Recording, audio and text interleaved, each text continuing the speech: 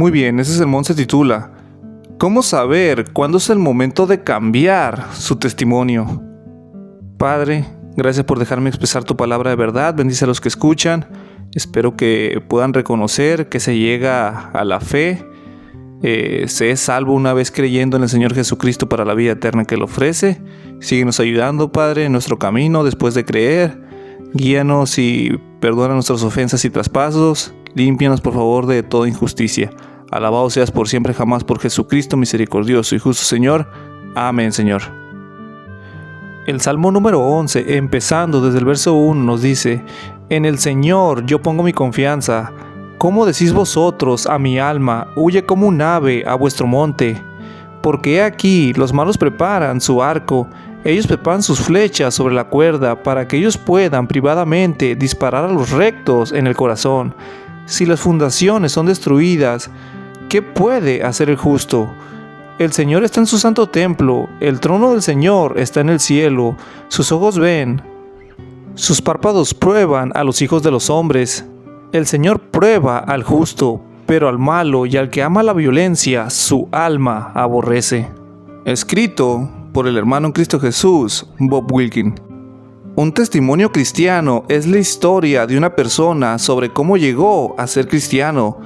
El testimonio es un caso penal, es el relato de una persona de lo que oyó, vio y experimentó. Algunos testimonios en el tribunal se basan en memoria defectuosa, visión borrosa o problemas de audición. Una persona bien intencionada puede dar falso testimonio sin querer. ¿Cómo sabría que era falso? Cuando otras pruebas presentadas en el tribunal demuestren que su testimonio es erróneo. En ese momento necesita modificar su testimonio porque se da cuenta de que su testimonio original era falso. Lo mismo ocurre con un testimonio cristiano. Si surgen otras pruebas que demuestren que tu testimonio original es falso, es hora de revisarlo. Comencemos con un ejemplo muy sencillo. John creció en un hogar mormón. A los 13 años sintió un ardor en el pecho que confirmó que se había convertido al cristianismo tras abandonar sus pecados, ser bautizado y recibir el Espíritu. En aquel entonces creía que la salvación requería creer en Cristo, bautizarse, recibir el Espíritu Santo mediante la imposición de manos, abandonar los pecados y vivir una vida de obediencia a los mandamientos de Dios hasta la muerte. Así que su testimonio fue que a los 13 años se convirtió al cristianismo por fe más obras y emprendió el camino que, con suerte, lo llevaría a la salvación final. Mientras estaba en la universidad, John fue evangelizado por un evangelista del campus. Sus creencias cambiaron. Llegó a creer que había sido salvo de una vez por todas en ese mismo instante, simplemente por la fe en Cristo, sin las obras. Su primer testimonio tuvo que ser desechado por ser falso. Ahora veamos un ejemplo más complejo. Los padres de Carlos asistían a una iglesia liberal. No creían en la vida después de la muerte, ni en el cielo, ni en el infierno. Tampoco su pastor, ni Carlos. Luego, Carlos fue a la universidad y se encontró con un evangelista del campus. Con el tiempo, su forma de pensar cambió. Llegó a creer en Dios, en la vida después de la muerte, se alejó de sus pecados y comenzó a seguir a Cristo. Le dijeron que ahora tenía algo llamado salvación inicial. Eso significaba que era salvo por ahora. Permanecería salvo mientras siguiera a Cristo. Si perseveraba hasta la muerte, obtendría la salvación final. Carlos compartió su testimonio con familiares y amigos. Uno de ellos le dijo que aún no era salvo. Jesús solo ofrece una clase de salvación, la salvación permanente y eterna, y no se puede obtener esa salvación limpiando la vida y siguiendo a Cristo. Se obtiene creyendo en Él, como dijo en Juan capítulo 3, verso 16. Una vez que creas eso, serás salvo para siempre. ¿Qué? ¿Será posible que me haya equivocado? Después de estudiar la palabra de Dios con su amigo, Carlos se convenció de que su salvación era eterna simplemente por la fe en Cristo.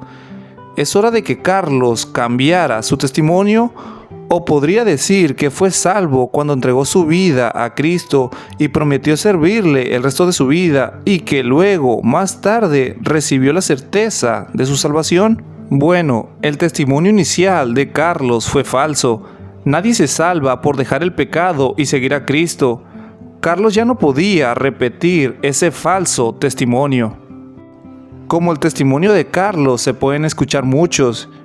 Incluso puede incluir a pastores y profesores de seminario.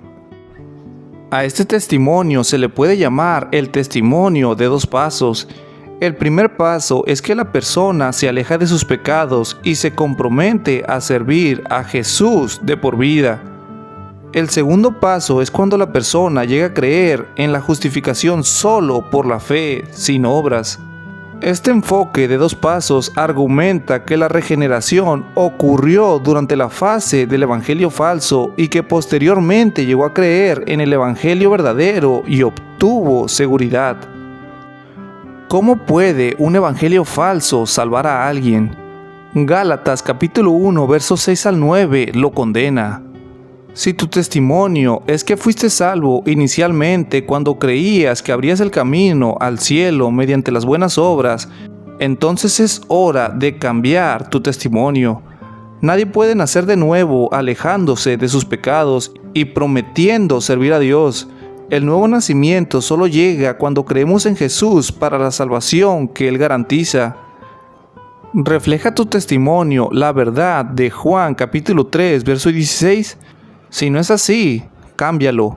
Si tu testimonio no es del tipo todo aquel que en él cree no perecerá jamás, sino que tendrá la vida eterna, entonces es incorrecto.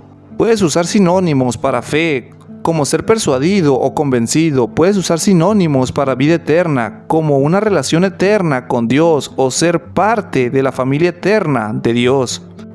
Pero para que sea un testimonio verdadero, debe decir que fuiste salvo de una vez por todas cuando creíste en el Señor Jesucristo para la salvación segura que Él promete. Entonces, es tiempo de que cambies tu testimonio, cristiano.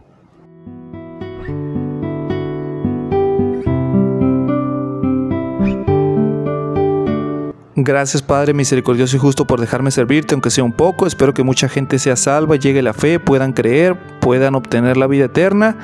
Estén seguros, tengan seguridad de su salvación, porque tú prometes una vida eterna que no se puede perder. Nunca moriremos, nunca pereceremos. Estaremos por siempre con el Señor Jesucristo, contigo, Padre, en el reino. Alabado seas por la eternidad, por siempre jamás, por Jesucristo, Dios Todopoderoso, en la iglesia y en todo lugar. Amén y amén, Señor. Gracias por todo.